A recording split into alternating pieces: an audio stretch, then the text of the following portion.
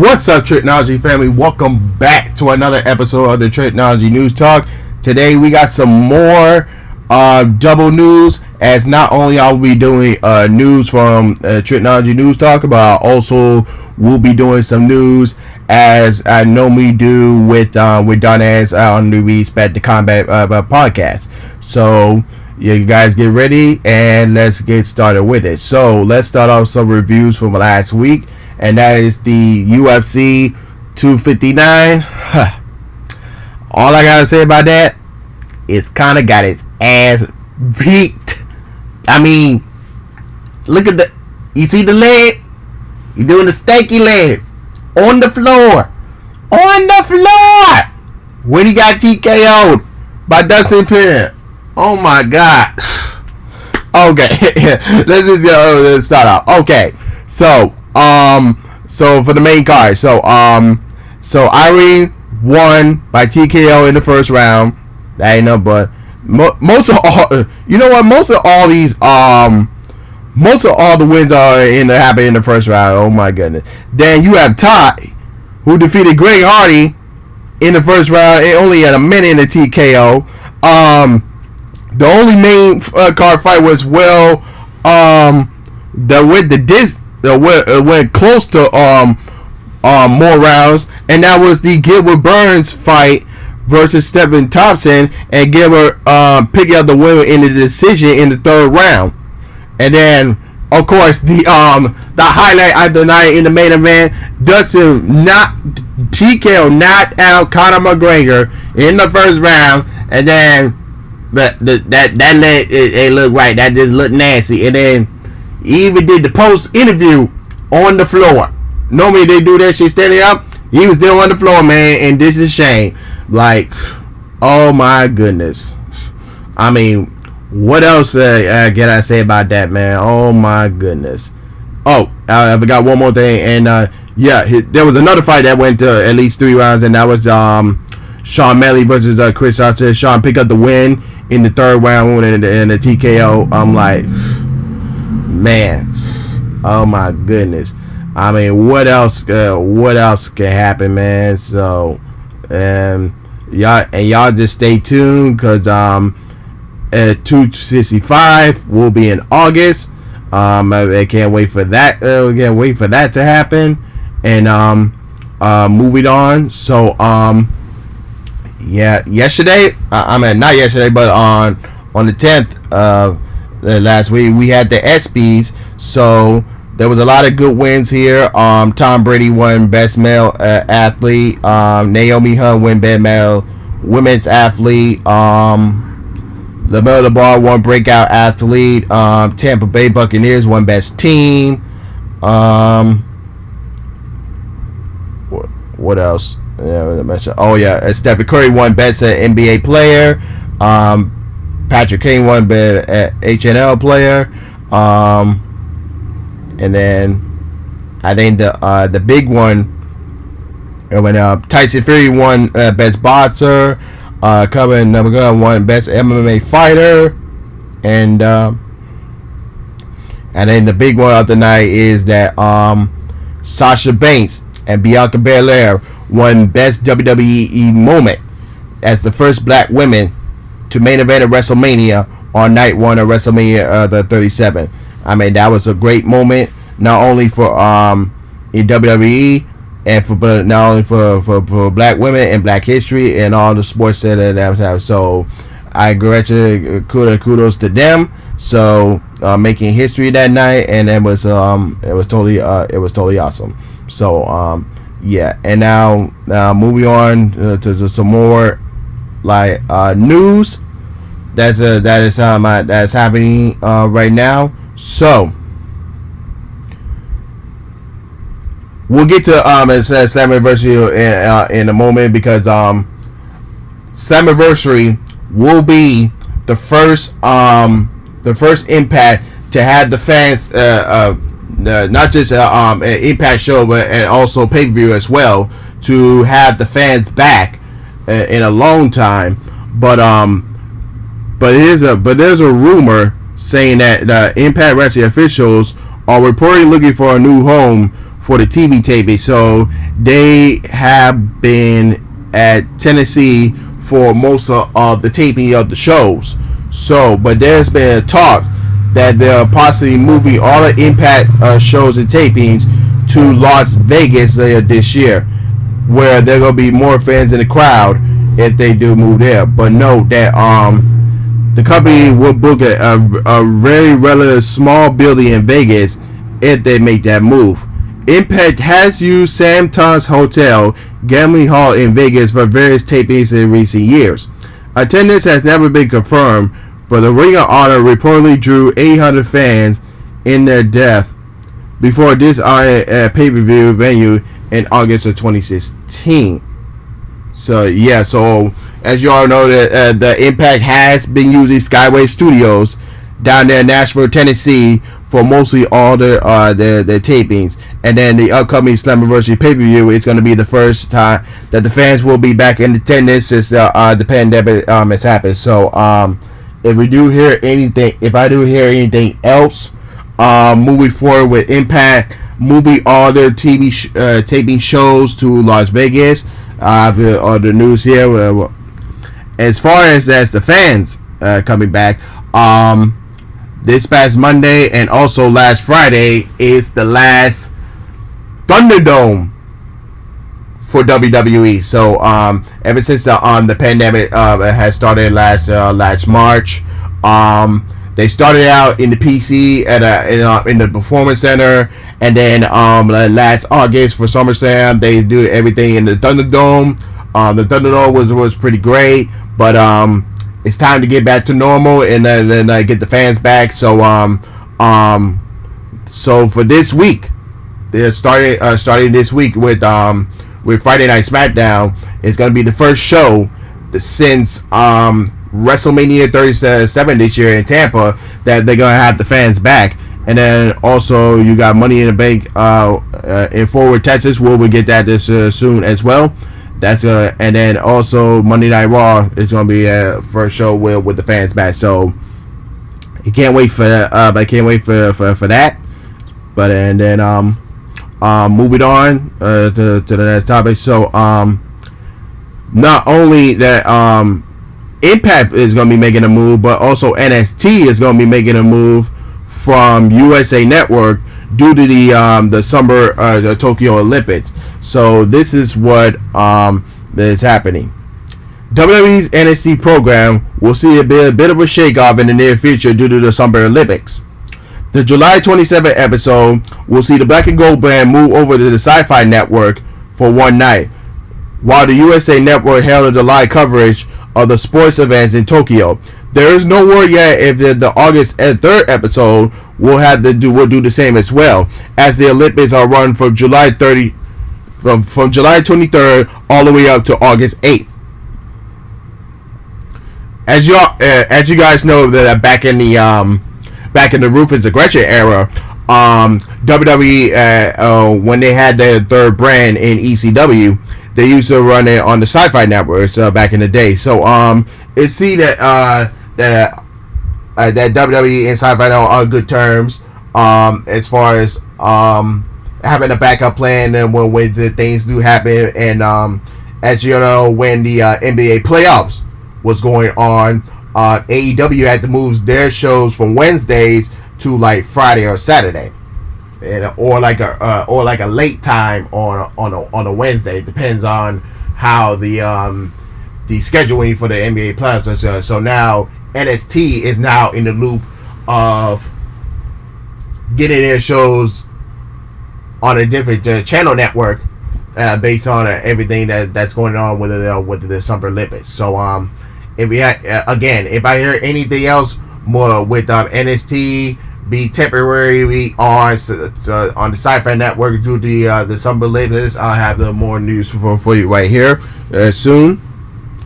And then, so with that out of the way, so let's get into some previews, as we got some upcoming pay-per-views that's gonna be happening.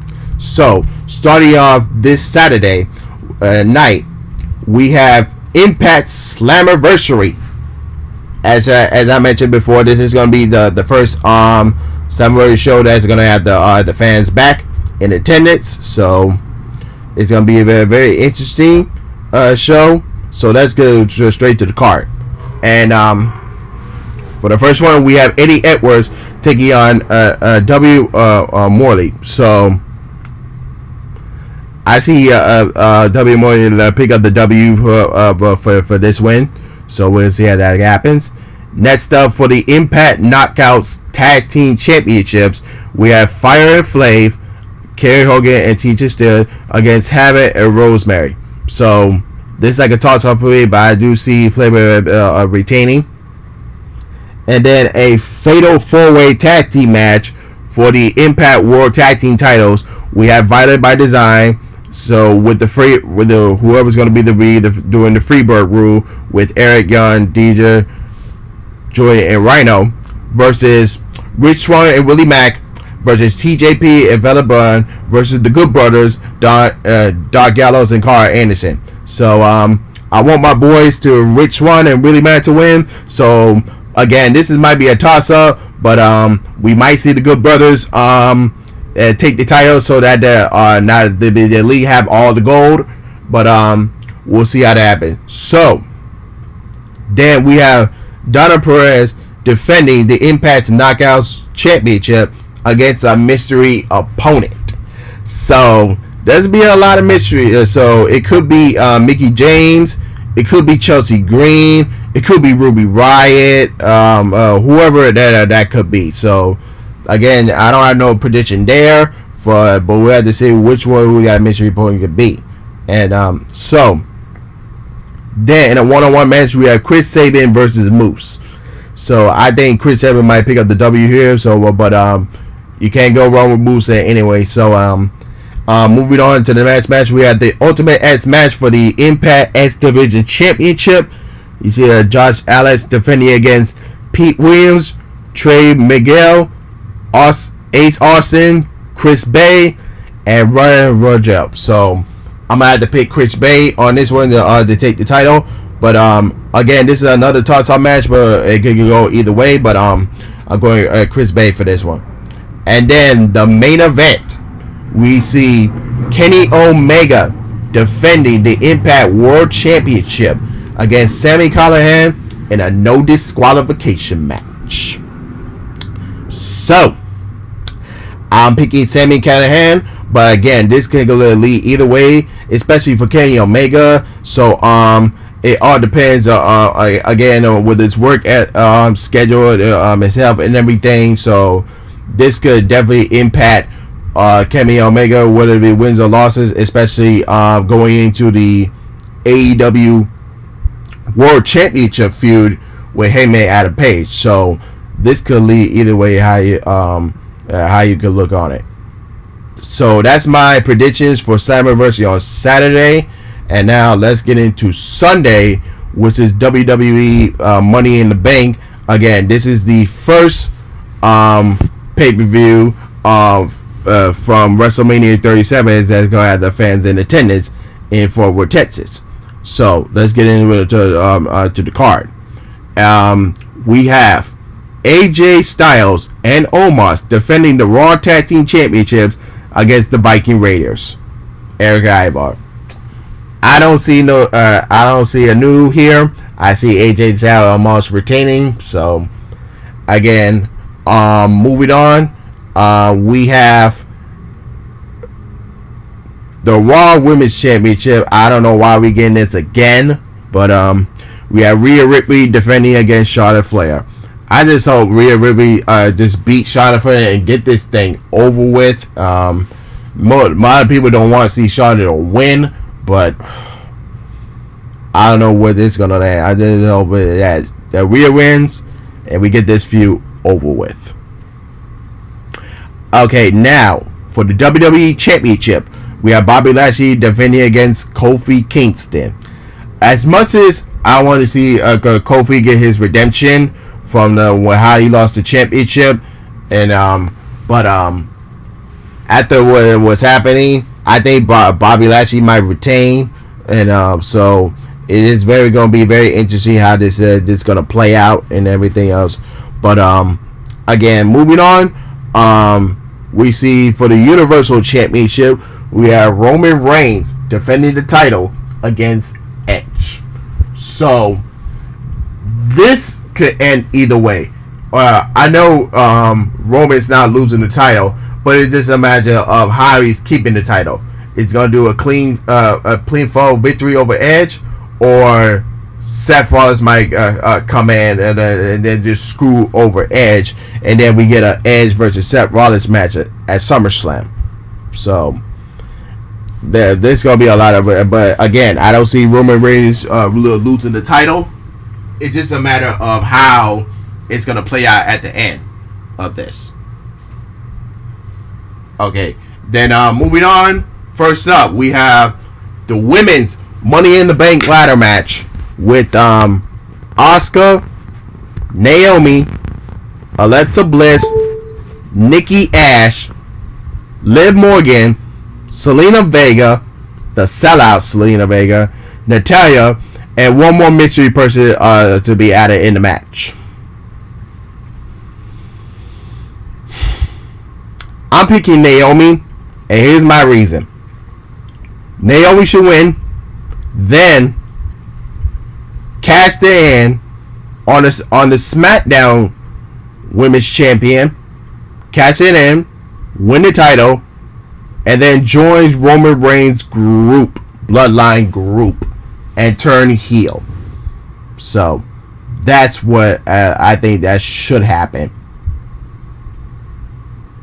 And then moving on to the men's Money in the Bank ladder match, we have Ricochet, John Morrison, Riddle, Drew McIntyre, Big E, Kevin Owens, King Shinsuke Nakamura, and Seth Rollins. So I have two prediction winners. One, it'll be Drew McIntyre, but he's not gonna cash it in on Bobby Lashley, because we don't want to see that over again. So I'd rather him cash it in on Roman Reigns, have to win the title, and then have a reunite the feud that they had last year at Survivor Series. Had them feud over the title, because Roman Reigns is going to need challengers after Edge and after John Cena at SummerSlam.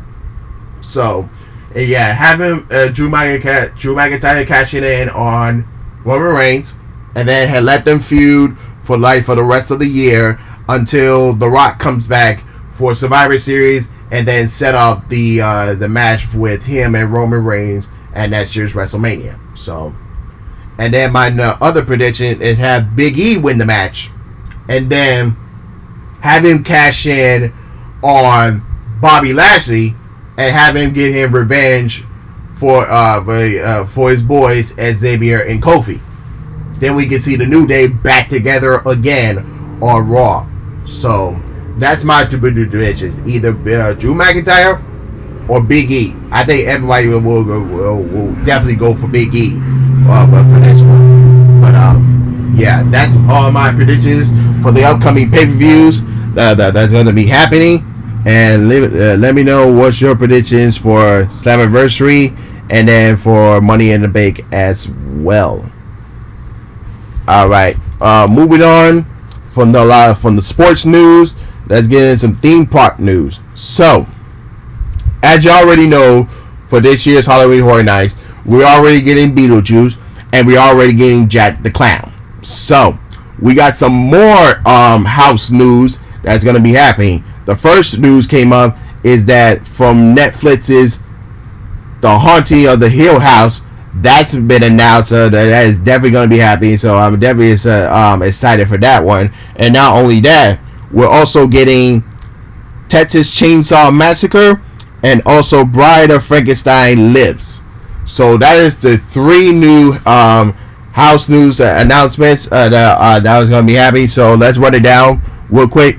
So we have Beetlejuice, we have Jack the Clown, we have Haunting of the Hill House, We have Texas Chainsaw Massacre, and we have Bride of Frankenstein Lips. So we still gonna have more stuff to be announced because September's gonna be right around the corner, and we in July, and then before you know it, August, September is gonna make it coming around. So I am definitely excited for that. So it's gonna be very interesting.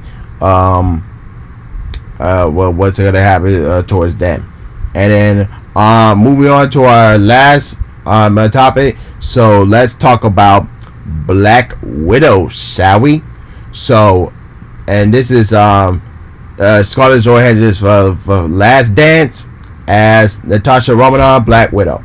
So this one's directed by Kate Shortland. I don't know too much about this the director, but she did a good job directing this flick, and again, it definitely this movie says right after the events of Captain America: Civil War, sees Romanoff on the run and forced to confront a conspiracy ties with her past and her family. Yeah. So I definitely see this movie as a James Bond flick, and it definitely had has the ties from because everybody says the Captain America 2 Winter Soldier was the best MCU for being a spy flick as it is, but Black Widow had that same element towards as Captain America 2 Winter Soldier did. So there's a lot of similarly elements for there, and you can't go wrong with Scarlett Johansson and also Florence Pugh. Their performance was great. The action sequence was great, and this was the final time.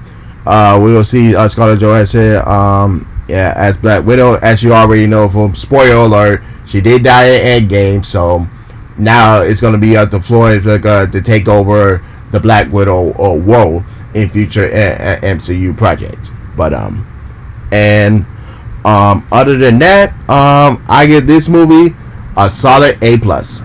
That's what I mean. And that's all the news I have for you guys today. If you guys watching on YouTube, let me know in the comments below. What are your thoughts on the topics that I just mentioned? And also, if you're listening on Anchor, Google Podcasts, and Spotify, go in the YouTube link description below and post your comments there. And without further than that, this is Trico, and I'm signing off. Peace.